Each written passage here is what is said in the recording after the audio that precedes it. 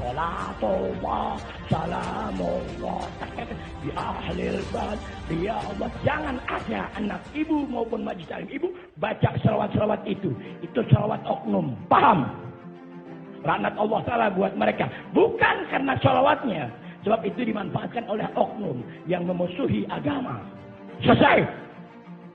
Dan jangan ada anak ibu jadi ansor apalagi banser. Ingetin nih. Sampai mampus. Tidak ada kata banser. Dan jangan ada anak ibu mengikuti ajaran Islam Nusantara. Saya yang bertanggung jawab atas perbuatan laknat mereka. Jangan ada Islam Nusantara dalam sisi kepercayaan kita kepada Allah dan Rasulnya. Jangan ada paham Islam Nusantara dalam ibadah kita dan keseharian. Apapun bentuknya. Itu laknat Allah Ta'ala. Aku yang bicara, selesai. Saya yang bicara, selesai. Seperti bahwa dia itu adalah Nabi. Seperti dia itu adalah Tuhan. Yang sudah mutlak kebenarannya ketika melihat sesuatu.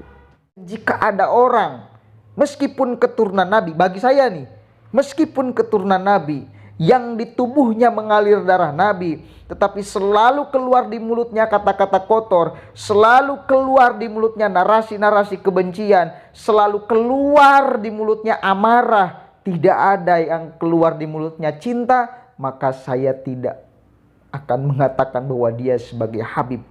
Orang sekarang sudah mulai makin sadar, banyak yang sadar bahwa fungsi Banser memang seperti itu, bahwa fungsi Ansor memang seperti itu, bahwa fungsi Nahdlatul Ulama memang seperti itu untuk menjaga keutuhan negara kesatuan Republik Indonesia.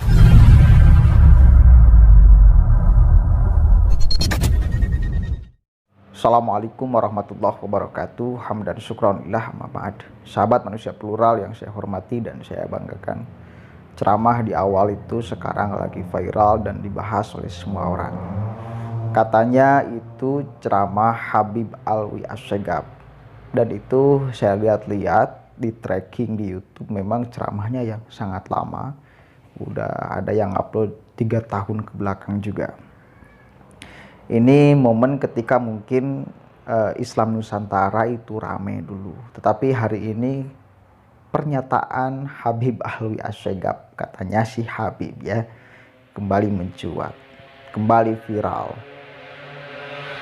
Gini ya, saya ngeri banget mendengar ceramah yang katanya Habib Alwi Assegaf ini. Dia mengatakan, laknat bro, laknat Islam Nusantara, laknat Ansor Banser, laknat. Saya yang bicara, selesai. Saya yang bertanggung jawab, selesai. Ini kelihatan kalau pakai kacamata saya nih, ini kelihatan arogansinya mengalahkan kebenaran. Arogansinya mengalahkan pandangan objektif di dalam melihat Islam Nusantara, di dalam melihat Ansor, di dalam melihat Banser. Sampai mengatakan saya yang bertanggung jawab. Coba bayangkan. Mungkin apa yang dia katakan menurutnya benar. Apakah benar itu menurut Allah juga sama? Apakah benar itu menurut Nabi Muhammad juga sama? Saya yang bicara, selesai. Seperti bahwa dia itu adalah Nabi, seperti dia itu adalah Tuhan, yang sudah mutlak kebenarannya ketika melihat sesuatu. Saya yang bicara, selesai. Makanya di awal saya berani mengatakan, ini bukan ideal dia berbicara, ini bukan objektif dia berbicara kepada Islam Nusantara, kepada Ansor, kepada Banser. Kenapa? Karena emosinya mendahului daripada pandangan objektifnya. Kelihatan kok dari cara ngomongnya, dari kata-kata yang keluar dari mulutnya. Memang saya baru dengar sih, demi apapun saya baru dengar ceramah ini. Ya dulu mungkin viral, cuma saya belum tahu. Ini baru sekarang. Wih, ternyata ngeri banget ceramahnya. Laknat bos. Dan saya yakin Nabi Muhammad itu tidak mengajarkan untuk melaknat sesuatu.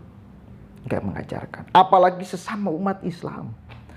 Apalagi umat Islamnya di tubuh Nahdlatul Ulama, Ansor dan Banser. Lebih spesifiknya lagi, apalagi pendiri Nahdlatul Ulama adalah Hadratus Syekh Kiai Haji Hashim Asy'ari, salah satunya. Kiai Haji Wahab Hasbullah. Laknat bos, laknat. Soak. Kok sampai berani gitu loh mengatakan laknat. Seperti bahwa memang kekuasaan ini adalah miliknya. Dan kemudian dia bisa menjustifikasi seseorang itu dilaknat atau tidak.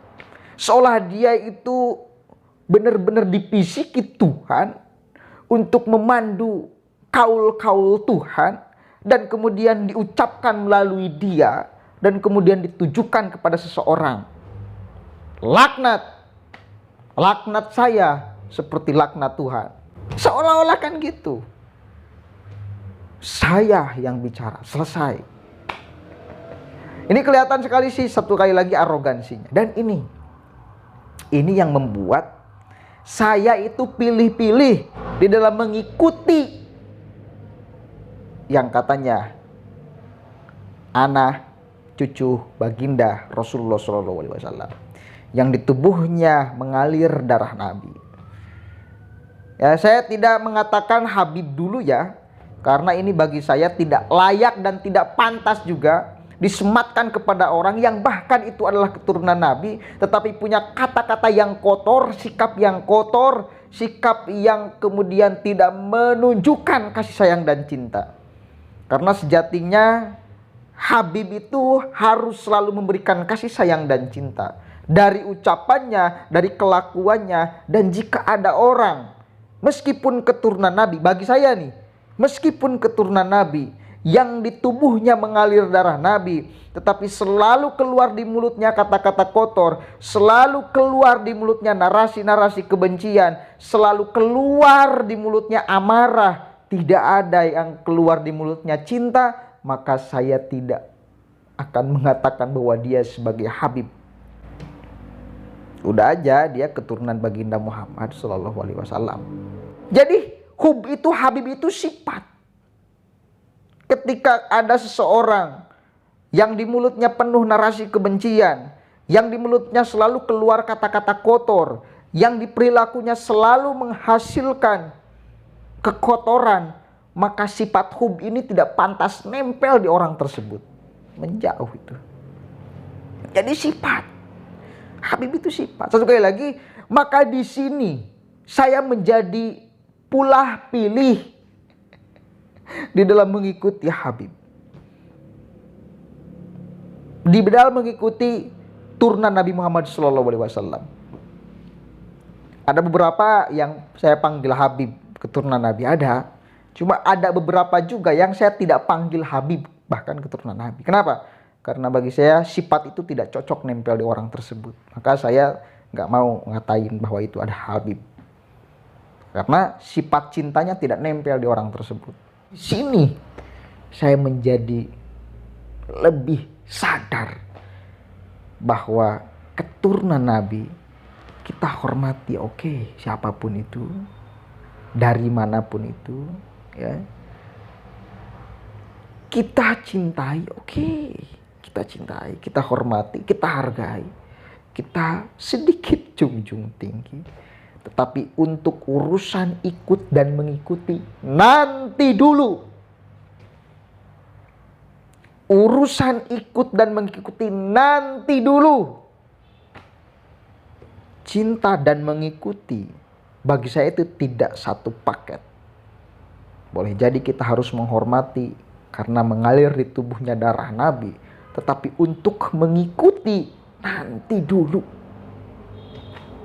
Itu harus melalui proses saringan filter akal kita yang sangat jernih untuk melihat orang itu. Pantas gak kita ikuti? Layak gak kita ikuti? Akankah membawa kita kepada jalan yang baik di dunia wal akhirah? itu baru persoalan lain. Verifikasi akal kita, verifikasi iman dan perasaan serta pikiran kita. Dan abaikan aja orang yang ngomong itu. Faktanya Banser dan Ansor ini semakin banyak yang diminati kok. Ya, semakin orang banyak masuk Ansor dan Banser, semakin sadar bahwa Ansor dan Banser itu menjadi salah satu di Republik ini yang mampu menjaga benteng pertahanan NKRI dari mulai ideologinya sampai apapunnya. Banser menjadi garda terdepan. Oke? Dan orang sekarang sudah mulai makin sadar, banyak yang sadar bahwa fungsi Banser memang seperti itu, bahwa fungsi Ansor memang seperti itu, bahwa fungsi Nahdlatul Ulama memang seperti itu untuk menjaga keutuhan negara kesatuan Republik Indonesia. Terbukti orang-orang lain mah pada dibubarkan karena nggak jelas. Ya, oke, mungkin itu saja yang bisa saya sampaikan.